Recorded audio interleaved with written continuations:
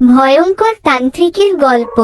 বাংলার প্রত্যন্ত এক গ্রামে বাস করত শিবতলার তান্ত্রিক নামে এক ভয়ঙ্কর মানুষ। গ্রামের মানুষ তাকে ভয় করত, কেউ তার চোখের দিকে তাকাত না।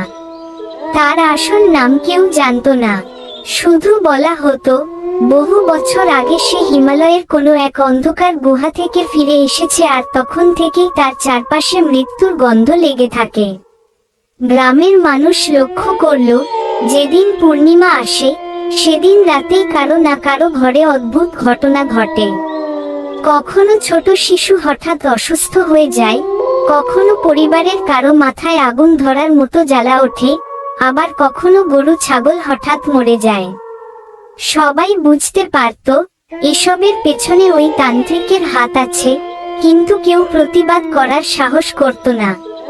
তান্ত্রিকের ঝোপঝাড়ে ঢাকা কুটির থেকে প্রায়ই শোনা যেত মানুষের কান্নার শব্দ, অচেনা ভাষার মন্ত্রোচ্চারণ, আর কখনো কখনো শিয়ালের হুঙ্কারের মতো অদ্ভুত আওয়াজ। লোকমুখে প্রচলিত ছিল সে অশুভ শক্তি অর্জন করেছে আর রাতের অন্ধকারে শ্মশানে গিয়ে কালো সাধনা করে। গ্রামের আতঙ্ক। একবার গ্রামের এক যুবক অনিক ভুল করে তান্ত্রিকের কুটিরের কাছাকাছি চলে যায়। সে শপথ করে বলেছিল ভেতরে সে যা দেখেছে তা কোনো মানুষ সহ্য করতে পারবে না। মাটির উপরে আঁকা ছিল রক্তের বৃত্ত, মাঝখানে রাখা ছিল মানুষের খুলির ভরা এক ঝুড়ি। সেই খুলিগুলো নড়ছিল যেন জীবন্ত। অনেক আতঙ্কে পালিয়ে এসে সবার কাছে ঘটনাটা বলে, কিন্তু গ্রামের বয়স্করা চুপ করে যেতে বলে। তারা জানত তান্ত্রিকের বিরোধিতা করলে প্রাণহানি অবশ্যম্ভাবী। রহস্যময় পূর্ণিমা। এক পূর্ণিমার রাতে তান্ত্রিক ঘোষণা দিল, এই গ্রামে আমার জন্য একজন বলি চাই, নইলে গ্রামটাই ধ্বংস হবে। এই ঘোষণার পর গ্রামের মানুষ দিশেহারা হয়ে পড়ল। কারো ছেলে মেয়েকে যদি সে নিয়ে যায় তবে তারা বাঁচবে না। গ্রামের মসজিদের ইমাম, মন্দিরের পুরোহিত সবাই মিলে প্রতিরোধ করার চেষ্টা করল, কিন্তু তান্ত্রিকের শক্তি এত ভয়ঙ্কর ছিল যে তারা কাছে যেতেই অদৃশ্য আগুনের শিখা তাদের তাড়িয়ে দিল। অন্ধকারের বিরুদ্ধে লড়াই। এমন সময় গ্রামে এল এক অচেনা সাধক অবধূতানন্দ মহারাজ। তিনি বললেন, অশুভের শক্তি যতই প্রবল হোক, সত্য আর সৎ শক্তিকে হারাতে পারবে না। গ্রামের মানুষ তার উপর ভরসা রাখল। পূর্ণিমার রাত ঘনিয়ে এলো। অন্ধকারে শ্মশানে তান্ত্রিক তার সাধনা শুরু করল। চারপাশে কুকুর, শিয়াল, পেঁচা সব একসাথে ডাকতে লাগলো। হারগিলে পাখি উড়ে এসে বসতে লাগলো। তান্ত্রিকের চারপাশে আগুনের বল ঘুরতে থাকলো। তখন অবধূতানন্দ মহারাজও সেখানে পৌঁছালেন। তিনি শক্তির মন্ত্র পড়তে শুরু করলেন। আকাশে বজ্রপাত হতে লাগলো, ঝড়ে চারদিক কেঁপে উঠল। দুজনের মধ্যে শুরু হলো এক ভয়ঙ্কর সংঘর্ষ। তান্ত্রিক ছুড়ে দিচ্ছে রক্তমাখা হাড়, মহারাজ ছুড়ে দিচ্ছেন অগ্নিময় ত্রিশূলের আলো। মাটির নিচ থেকে উঠে আসছিল অদ্ভুত ছায়া, আবার মিলিয়ে যাচ্ছিল। Dash dash dash. ভয়ঙ্কর পরিণতি। শেষ মুহূর্তে তান্ত্রিক এক বিকট চিৎকার দিয়ে নিজের শরীরকে ছাই বানিয়ে ফেলল। সেই ছাই বাতাসে উড়ে গ্রামের দিকে আসতে চাইছিল, কিন্তু মহারাজ মন্ত্রপাঠে একে শূন্যে আটকে দিলেন।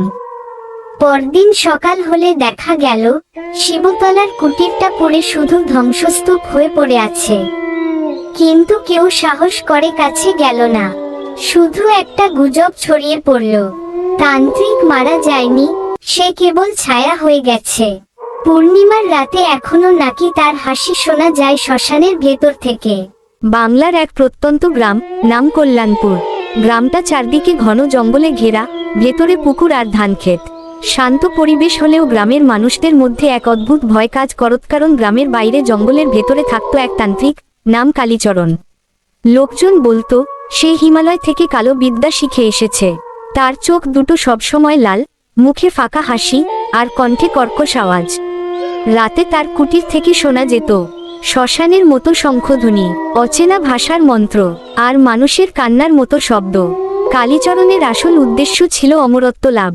সে বিশ্বাস করত মানুষের প্রাণশক্তি টেনে নিয়ে নিজের শরীরে মিশিয়ে দিলে কখনো মরতে হবে না। গ্রামে তাই শুরু হলো অদ্ভুত ঘটনা। গৃহপালিত পশু হঠাৎ মরে যাওয়া, শিশুরা ঘুম থেকে উঠে অচেনা কথা বলা, কারো কারো শরীরে দগদগে দাগ উঠে যাওয়া। সবাই বুঝতে পারল এটা তান্ত্রিকের কালো সাধনার ফল। এক পূর্ণিমার রাতে গ্রামে এল ভয়াবহ বিপদ। গ্রামের ধনী ব্যবসায়ীর ছেলে হঠাৎ নিখোঁজ হয়ে গেল। খুঁজতে খুঁজতে দেখা গেল শিশুটির রক্তমাখা জামা পরে আছে শ্মশানের পাশে। সেই রাতেই কয়েকজন সাহসী যুবক সিদ্ধান্ত নিল তান্ত্রিকের কুটিরে যাবে। তারা কুটিরে পৌঁছে যা দেখল, মাটির ওপর আঁকা রক্তের বৃত্ত, মাঝখানে বসে আছে কালীচরণ, চোখ বন্ধ করে মন্ত্র পড়ছে। চারপাশে মানুষের খুলি সাজানো, আর একটা কুকুরের মাথা আগুনে ঝলসে রাখা। তান্ত্রিক চোখ খুলে হেসে উঠল, এসেছ, খুব ভালো, আজ তোমাদের প্রাণ দিয়ে আমার সাধনা পূর্ণ হবে। তার চোখ থেকে আগুনের মতো আলো বেরোতে লাগলো। যুবকেরা দৌড়ে পালানোর চেষ্টা করল, কিন্তু কারো শরীর নড়ছিল না। মনে হচ্ছিল অদৃশ্য শিকল তাদের আটকে রেখেছে। ঠিক তখনই গ্রামে আসা এক অচেনা সাধক, নাম আদ্যনাথ মহারাজ, সেখানে এসে হাজির হলেন। তিনি উচ্চস্বরে মন্ত্রপাঠ শুরু করলেন। কালীচরণ আগুন ছুড়ল, মহারাজ ত্রিশূল তুললেন, বজ্রপাতের মতো শব্দ হলো চারপাশে। শ্মশান, কুটির, গাছপালা সব কাঁপতে লাগলো। যুবকেরা অজ্ঞান হয়ে পড়ল। শেষ মুহূর্তে মহারাজ মন্ত্রোচ্চারণ করে এক অগ্নি বলয় সৃষ্টি করলেন। কালীচরণ চিৎকার করে উঠল, না, আমাকে কেউ শেষ করতে পারবে না। কিন্তু আগুনের শিখা তাকে ঘিরে ধরল। তার শরীর ছাই হয়ে গেল, আর সেই ছাই ঘূর্ণিঝড়ের মতো আকাশে মিলিয়ে গেল। পরদিন সকালে দেখা গেল কুটির নেই, শুধু পোড়া কাঠ আর ভস্ম। গ্রামের মানুষ স্বস্তি পেল, কিন্তু মহারাজ সতর্ক করে দিলেন, এর থেকে বড়, তান্ত্রিকের দেহ নষ্ট হয়েছে, কিন্তু তার আত্মা অশুভ শক্তি হয়ে এখনো ঘুরে বেড়াচ্ছে। যদি কেউ লোভ বা ভয় পোষণ করে, সে সেই আত্মার শিকার হবে। তখন থেকেই কল্যাণপুরে আজও পূর্ণিমার রাতে জঙ্গলের ভেতর থেকে অদ্ভুত হাসির আওয়াজ ভেসে আসে। ভিডিওটি ভালো লাগলে চ্যানেলটি সাবস্ক্রাইব করুন এবং পাশে থাকা বেল আইকনটি চালু করে পাশে থাকবেন।